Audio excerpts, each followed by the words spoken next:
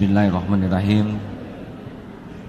Assalamualaikum warahmatullahi wabarakatuh.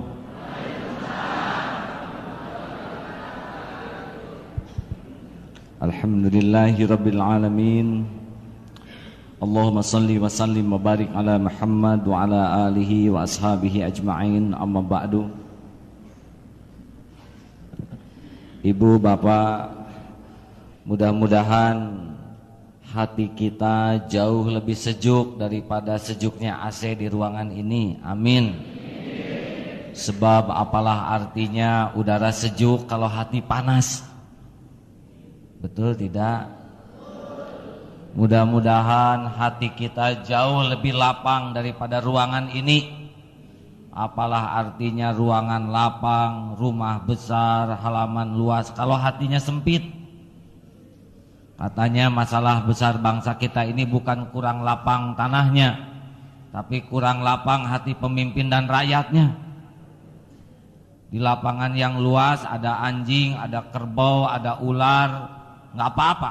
Apalagi di lapangan yang sangat-sangat luas. Tapi di kamar mandi berdua dengan tikus aja jadi masalah.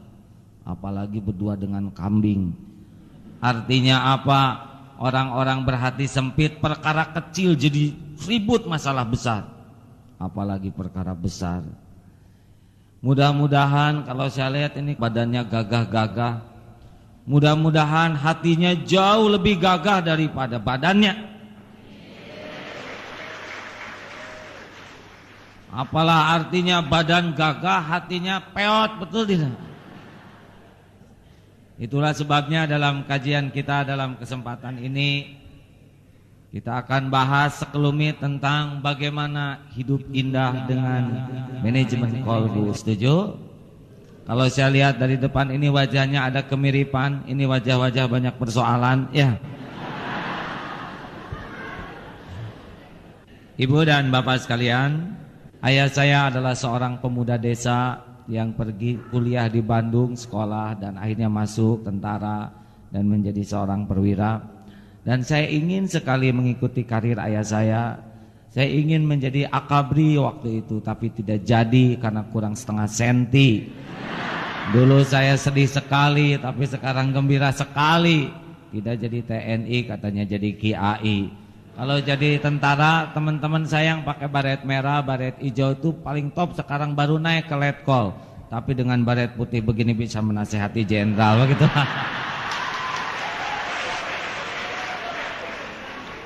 Ibu, bapak, dan sahabat-sahabat sekalian, ada yang pernah menyimak acara A? Tidak?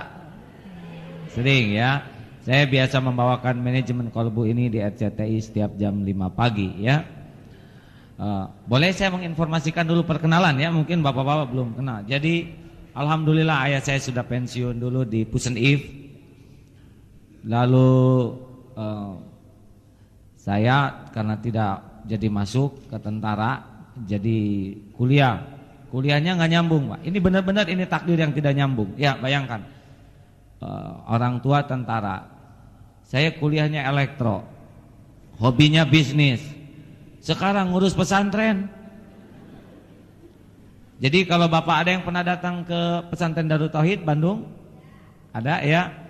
Kalau bapak lihat, pesantren kami mirip kesatrian, Pak. Di sana sangat rapi, bersih, disiplin. Santrinya juga besar-besar badannya, seperti perwira lah rata-rata begitu. Sangat terlatih dengan baik. Dan diupayakan di sana itu betul-betul berbasis manajemen kolbu. Jadi kekuatan fisik itu bukan sebagai daya ancaman, tapi sebagai upaya menangkal orang-orang yang mau berbuat zolim. Jadi orang mikir dulu kalau mau zolim, ya kita tidak mau membalas kekerasan dengan kekerasan. Seperti waktu itu santri dipukul karena waktu perang lawan judi. Enggak, kita senyum saja, kita datangi dan sekarang tobat itu ya, tidak usah pakai pukulan karena perkara otot itu gampang ya. Badak juga bisa main otot ya. Tapi perkara otot berbasis hati itu yang agak sulit. Sekarang manajemen kolbu ini berdampak, Pak. Karena saya nanti akan jelaskan ya seperti apa. Karena berbasis dari upaya hati yang terkelola, alhamdulillah pesantren itu sekarang ekonominya kuat. Kita sudah punya bank sendiri, supermarket sendiri, hotel sendiri, hampir 20 perusahaan kita punya. Jadi Krismon tuh sama sekali nggak berpengaruh. Ya bahkan kami agak kebanjiran rezeki, ini maaf saja ya begitulah. Santri di sana digaji Pak, digaji, jadi ratusan juta tiap bulan kita harus menggaji santri. Dan yang lebih menarik lagi sekarang hampir lembaga pemerintah seperti Telkom, Pos, BI itu trainingnya di tempat kami dan lintas agama. Jadi yang pesantren ke sana tidak hanya Islam tapi Kristen, Katolik, Hindu ngumpul. Bahkan kemarin ada dari Shaolin Temple, ya kakak kelasnya Jet Li. Ini benar ini ada. Barter ilmu ya. Kalau Bapak tahu sekarang hampir semua direksi-direksi itu sempat ikut outbound training manajemen kolbu di sana. Mengapa? Apa sih manajemen kolbu? Sederhana saja. Hidup ini tergantung suasana hati. Kalau hati lagi sedih, tidak kan begitu.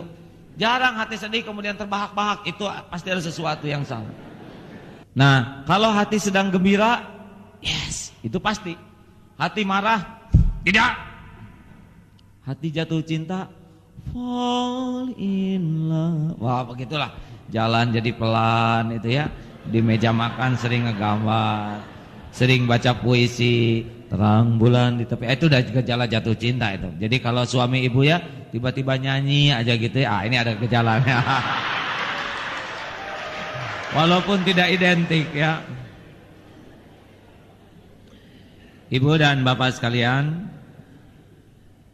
jadi pada prinsipnya manusia itu 3 punya potensi penting. Dan ini saya pikir penting Pak. Ini saya di Mabes Abri dulu udah sampaikan Pak. Karena saya anak tentara jadi tahu. Punten, saya sudah berlatih banyak Pak. Saya juga dulu di kampus mantan komandan Menwa gini. Kecil-kecil gini komandan ya, sempat jadi komandan. Jadi saya udah ikut latihan di beberapa tempat. Udah tahu ini ada sesuatu nih. Kalau tentara punya ini, insya Allah akan lebih mantap. Jadi pada prinsipnya manusia tuh punya 3 potensi. 1 fisik. Kita punya fisik. Kalau kita manage fisik kita dengan baik, ya otot kawat, balung besi, leher beton, urat kabel, jadi kuat. Tapi kenapa tidak selamanya orang berfisik baik itu mulia? Ade Rae itu lebih gede dari bapak-bapak ya.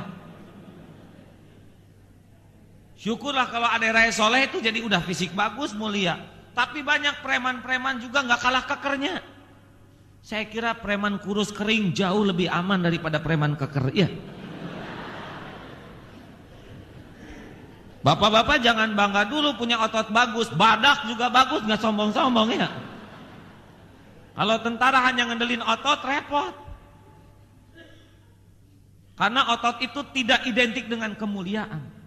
Tapi memang kita butuh. Nabi Muhammad itu Pak, orangnya subhanallah atletis. Sampai usia 63 tahun Nabi Muhammad itu benar-benar atletis tubuhnya tuh. Beliau memulai peperangan usia 53. Mulai perang, dan perang zaman dulu bukan seperti sekarang. Pedang, beliau pakai baju besinya aja 2 lapis. Mengarungi ratusan kilometer, berarti fisiknya sangat prima. Islam sangat menganjurkan berfisik sehat. Al-mu'minul qawi, mukmin yang kuat lebih baik dan lebih disukai oleh Allah daripada kelemahan. Tapi ternyata wanita badan bagus tidak identik mulia. Bahkan tidak jarang wanita berbadan bagus punten ya, maaf ya, jadi melorot kehinaannya. Karena dengan begitu dia jadi pamerkan. Katanya kan ada yang sebagian psikolog sekarang manusia tuh sudah banyak yang terkena penyakit jiwa, yaitu senang memamerkan tubuh. Itu teh penyakit kejiwaan itu teh. Kata psikolog, ya memang ada sebagian yang senang bapak-bapak, tapi bapak-bapak berpenyakit itu. Pak, Bu, bahkan ada wanita yang gara-gara badannya bagus dia stres karena takut jadi nggak bagus. Tiap hari mikirin wajahnya, dempul ini. Sampai apa BL apa namanya, body language itu yang aduh kasih demi kelangsingan tersiksa. Artinya kita harus meningkatkan potensi badan, tapi tidak identik dengan kemuliaan kalau tidak hati-hati. 2, apalagi akal. Ini kita dikaruniai akal. Indonesia pintar atau bodoh? Banyak yang pintar. Tapi kenapa bangkrut begini? Kampus tidak kurang menelurkan sarjana. Tiap tahun puluhan ribu.